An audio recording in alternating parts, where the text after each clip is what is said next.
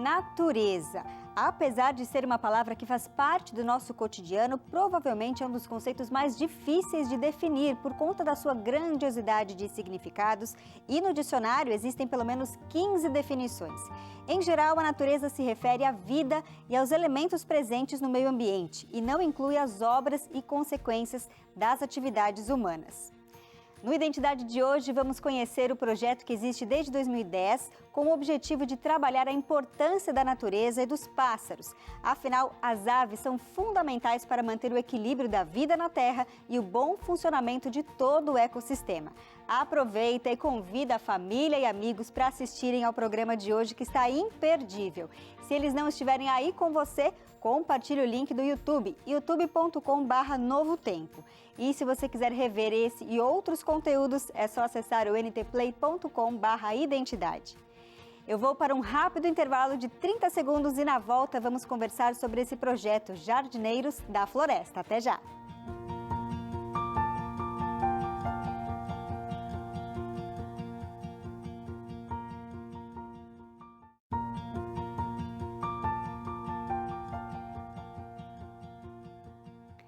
Você já imaginou acordar em uma manhã ou sair para curtir a natureza e não ouvir o canto dos pássaros? Pois é, não seria nada legal, porque além de emitir um belo som, as aves exercem diversas funções que são essenciais para a natureza e, consequentemente, garantir a saúde e o bem-estar do ser humano. Não dá para imaginar um mundo sem as cores dos pássaros e suas diferentes espécies. Mas aí eu te pergunto, será que temos ensinado às nossas crianças e adolescentes sobre o valor de cada pássaro? Será que eles conseguem entender que as aves também são peças fundamentais na nossa natureza?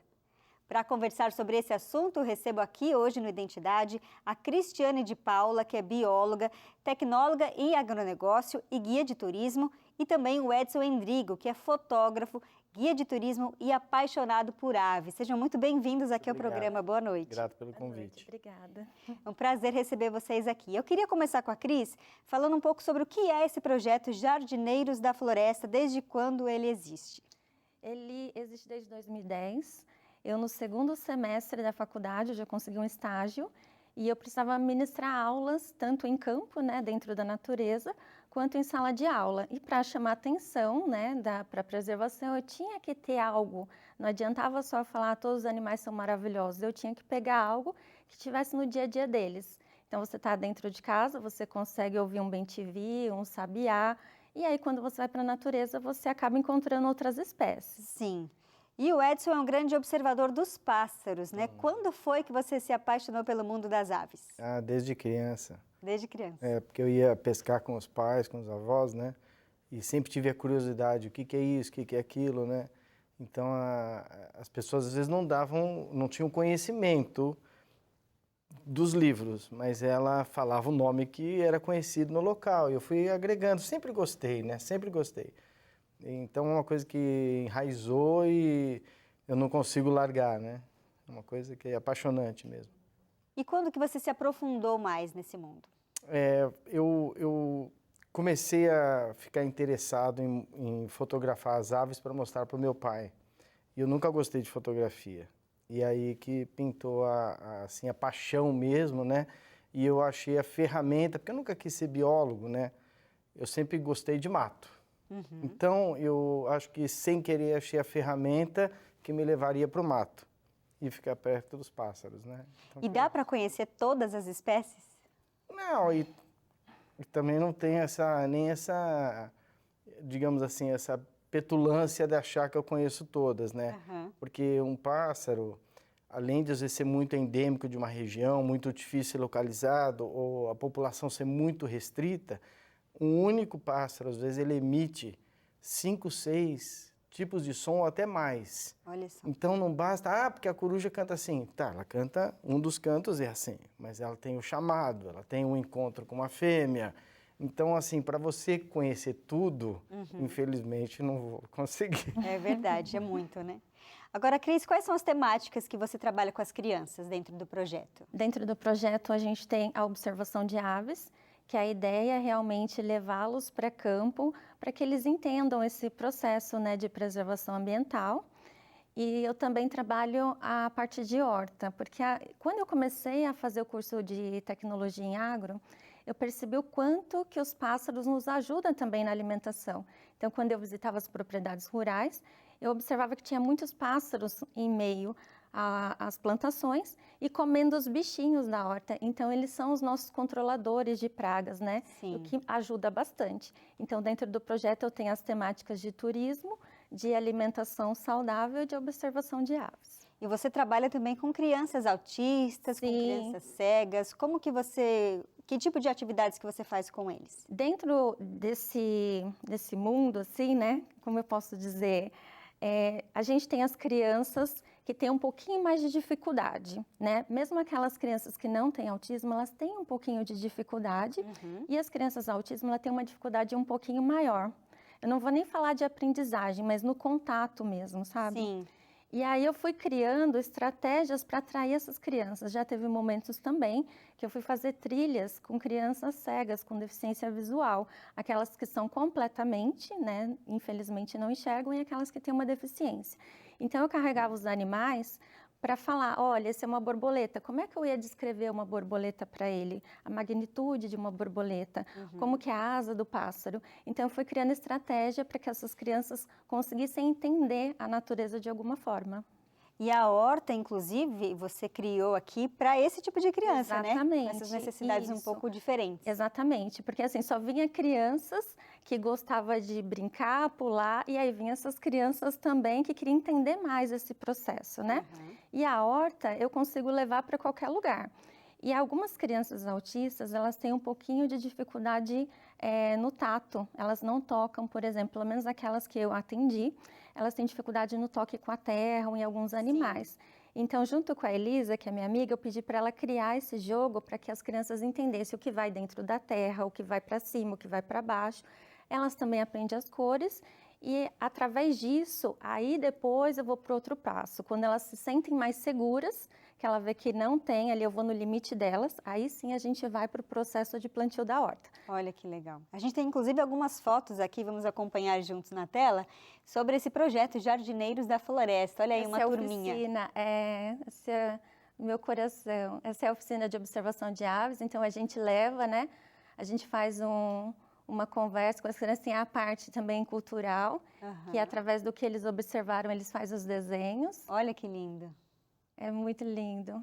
E sai artistas daí, viu? Aí tem a parte de observação, a gente faz a parte de relaxamento.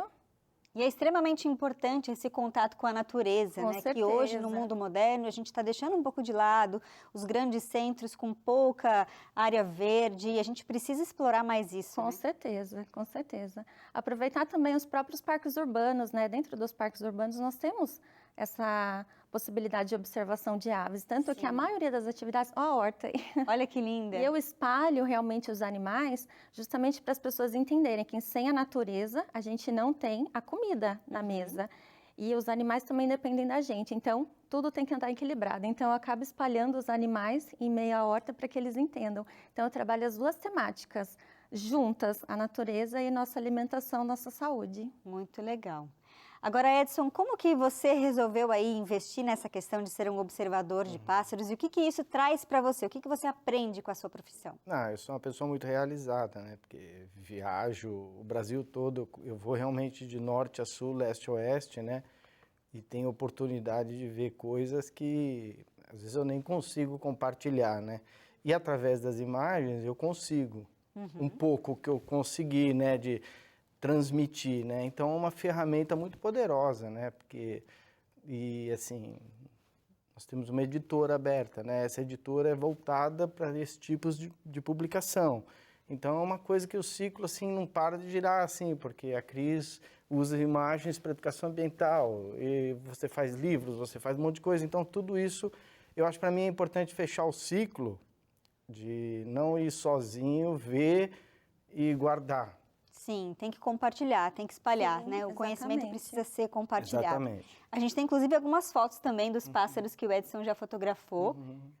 Se você puder ir falando pra gente. Essa foi até aqui em Mogi. Essa foi na oficina de observação de aves que nós fizemos com as crianças. São passarinhos minúsculos às vezes, né? Mas a hora que você consegue mostrar de perto, a pessoa, nossa, era aquele passarinho, né? Olha, Esse é um jardineiro da floresta. Ah, esse é o jardineiro da floresta, que dá nome ao projeto. É o que dá nome. Pica-pauzinho, né? Miniatura, muito Esse pequeno. A tamanho. pessoa nem acredita que é um pica-pau, né? O chupa-dente, né? Que legal, olha tudo que ligado esse a voando. som, né? Tudo ligado... Os pássaros é tudo som também, movimento, né? Então é, assim, muito legal esse... É o conjunto, né? Sim, é um É o conjunto. conjunto. A gente que mora aqui no interior, né, saiu dos grandes centros, às vezes tem esse privilégio. Aqui mesmo na Rede Novo Tempo de Comunicação, às vezes a gente ouve um crec, crec, crec. Aí eu já olho para cima, opa, tem um tucano Não, por aqui. e a Não tem observação ninguém de que não aves goste de é um pássaro, né? exercício. Depois que você é picado pelo bichinho, Aham. eu já tive em reunião na Paulista, que eu estou esperando para ser atendido, mas eu já vi ali, já identifiquei o sanhaço do coqueiro, já vi o carcará, sabe? É uma coisa que você, mesmo sem som, janela grossa, para não ouvir a E Paulista. no meio de um né? centro urbano como São Então, Paulo. assim, é um exercício. E depois que você começa, é muito difícil. Você, assim, não vou dizer que você transforma a vida completamente de uma pessoa, mas depois que a pessoa vive um pouco dessa nossa realidade, Sim. a pessoa, ela é tocada, né? E qual é o sentimento que você tem em trabalhar com isso, com a natureza, com a criação de Deus? É um privilégio. Privilégio. E você, Cris? Eu sempre falo para os meus alunos que não tem nada mais magnífico do que mostrar tudo o que Deus criou, né? Então eu falo, olha como Deus é criativo, nas cores, nos cantos, no formato, é em tudo, né? E como que uma coisa conecta a outra, é encantador. É E encantador. aí a gente possibilita para que elas desenvolvam essa criatividade, né? Sim, Tenham gosto ali pela natureza, por pintar, por conhecer diversas cores, diversos sons. A pessoa que presta um pouco mais atenção nesses detalhes da natureza acaba sendo até mais, como é que eu vou dizer, mais atenta, com um sentido mais aguçado, assim, né? sim. E é transformador, como ele disse, porque sai de lá, com certeza, pessoas um pouco mais calmas, porque você sai desse cotidiano do mundo turbulento, onde só trabalha, você para, vê o canto do pássaro, o que ele está fazendo, e acalma, né? Saem artistas, cantores, pintores. É verdade. Quanto de inspiração que a gente vê, né, em obras de arte através dos pássaros. Quantas aves você acha que tem no Brasil? Espécies. Ai, não tenho ideia. A maioria das pessoas não tem. Hoje, cientificamente, são 1971. Nossa. Mas quando eu pensei em fotografar passarinho, eu acho que eram 1800 e poucas. Você imagina a explosão de conhecimento que está tendo, e eu diria que os últimos 20 anos, assim, ou 15 anos, a observação de aves no Brasil é uma explosão mesmo. Uhum. Então, assim, as pessoas estão mais interessadas, e observar pássaro é uma boa desculpa para você conhecer gente, para você viajar. E não necessariamente viagens, né? Você sair 30 quilômetros de Mogi, por exemplo, Sim. você tem, assim, aves incríveis e vai ver lugares muito bonitos. Então, é uma boa desculpa para você conhecer o mundo, né? É verdade, aí. A gente vai fazer uma pausa rápida aqui, mas no próximo bloco a gente vai explorar mais sobre esse projeto Jardineiros da Floresta. Só que antes de ir para o intervalo, eu quero só mostrar uma curiosidade aqui.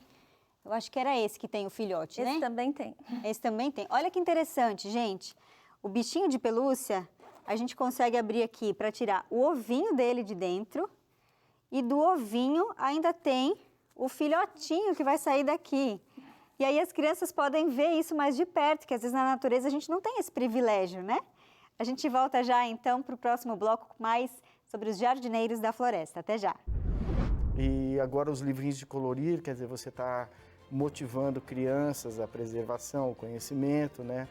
A última invenção nossa foi também o jogo da memória, né? Que a gente tem jogado até em família lá e é uma Muito loucura. divertido.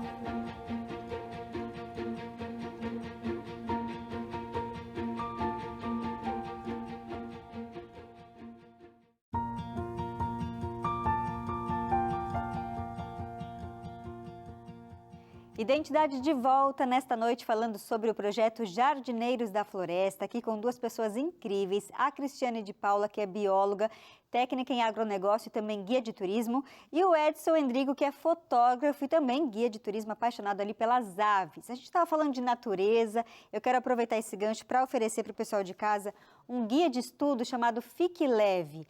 Aqui você vai ter princípios básicos ali de saúde mental, espiritual e física e a importância, gente, do contato com a natureza, que era justamente o que a gente estava falando aqui. O ar puro, o barulho ali da natureza, dos pássaros, das águas caindo. É muita coisa boa que a gente pode se beneficiar caminhando em meio à natureza, por exemplo. E nesse guia de estudo você vai ter princípios interessantes para que você tenha uma vida mais leve e mais saudável. Você pode pedi-lo agora mesmo pelo WhatsApp 12 98244 4449 ou, se você preferir, ligar em horário comercial para o telefone 12 21 27 31 21. Esse guia vai chegar aí nas suas mãos completamente de graça, você não vai pagar nem o envio, porque os nossos amigos que são Anjos da Esperança já patrocinaram esse estudo para ele chegar em suas mãos. Agora, continuando a nossa conversa aqui, Cris e Edson, eu queria saber o seguinte, vocês têm livros educativos e trouxeram alguns aqui, eu queria saber do que se trata, como é que surgiu essa ideia, como é que foi essa produção. Quer começar falando da editora? Eu quando eu decidi, né, eu sou técnico em mineralogia. Eu trabalhava com minerais cristalizados, cristais, eu entendia disso, né? Ainda entendo muito, gosto muito, mas a minha paixão sobre aves superou, né? Superou. E eu sempre tive o privilégio de trabalhar com o que minha paixão, né? Então, assim, quando eu decidi trabalhar com isso, eu falei, tá, é muito lindo as aves, mas você tem que dar um enfoque comercial, porque como é que eu ia fazer, né? Então eu fui aprender a vender foto, né? E aí eu aprendi rapidamente que se eu dependesse dos outros para comprar imagens, para produções de livros e tudo mais, não ia conseguir tocar minha vida financeiramente, né?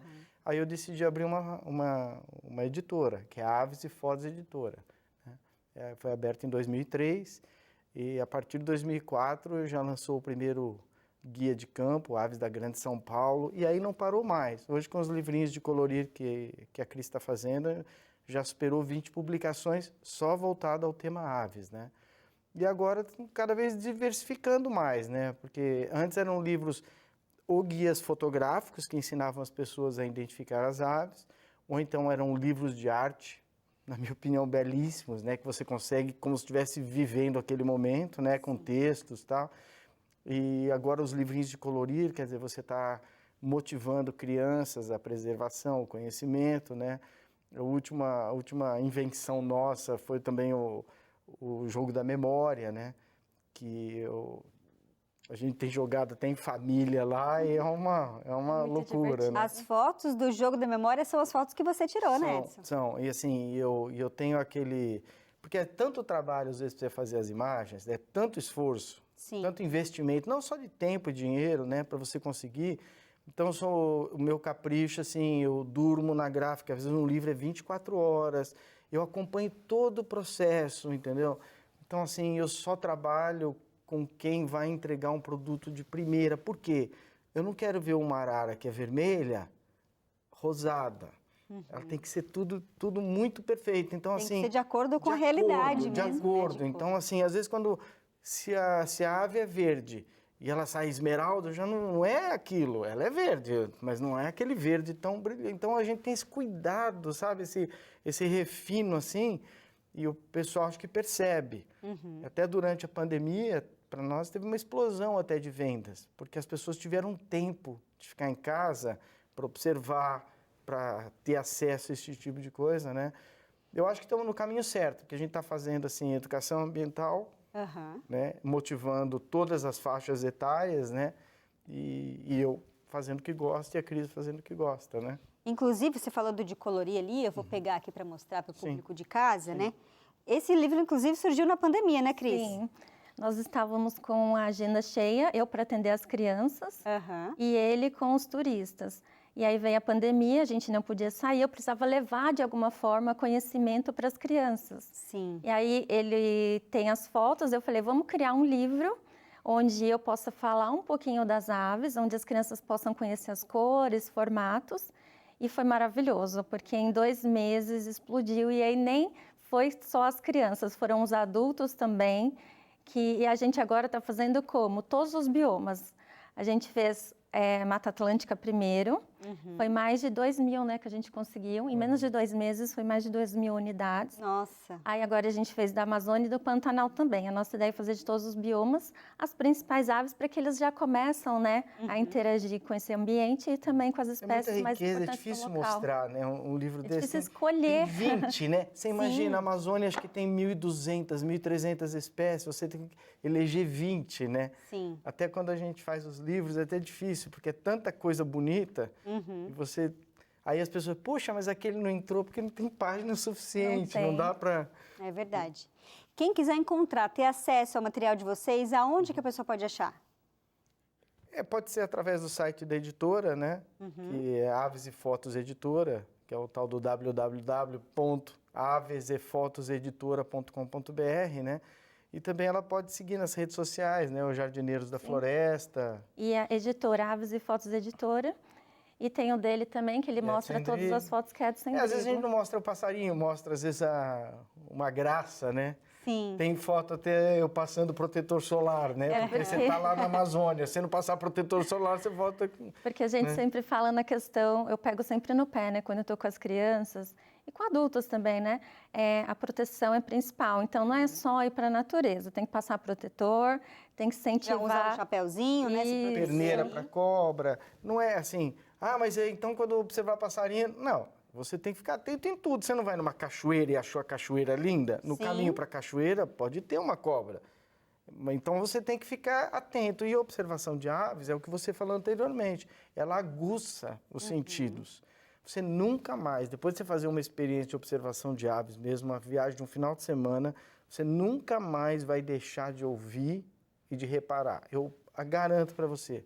Se você fizer uma coisa específica para observar aves, você nunca mais vai ser a mesma pessoa. E eu imagino que para fazer esse tipo de observação, a gente precisa ficar em silêncio ali, né? Não fazer muito barulho para poder não espantar os pássaros. Sim, mas também não...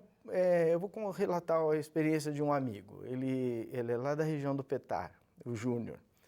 Ele saiu a primeira vez com um grupo de observadores de aves, do tipo que ele acha que se a gente der bom dia, já está espantando as aves e as aves não vão vir, né?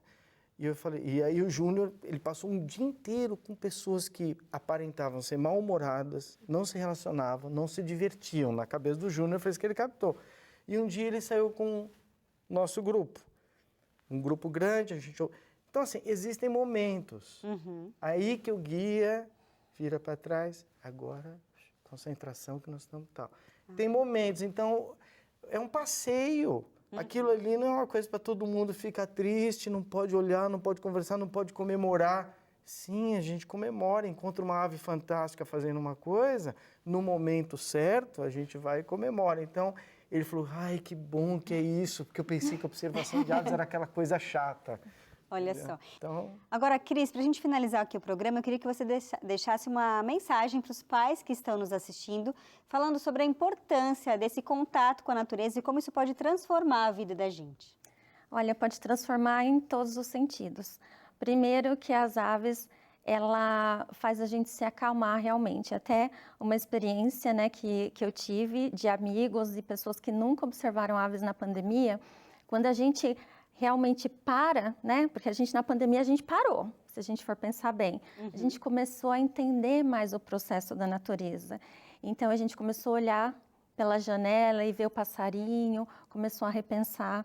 Então é interessante que os pais incentivem muito as crianças nesse quesito, porque ela está deixando para a futura geração. O pai está ensinando para o filho e com certeza o filho vai ensinar para o filho dele. Sim. E a ideia é essa. Porque se a gente destruir a natureza hoje, como alguns pássaros, por exemplo, estão severamente ameaçados, o filho dele, o neto dele, com certeza não verá.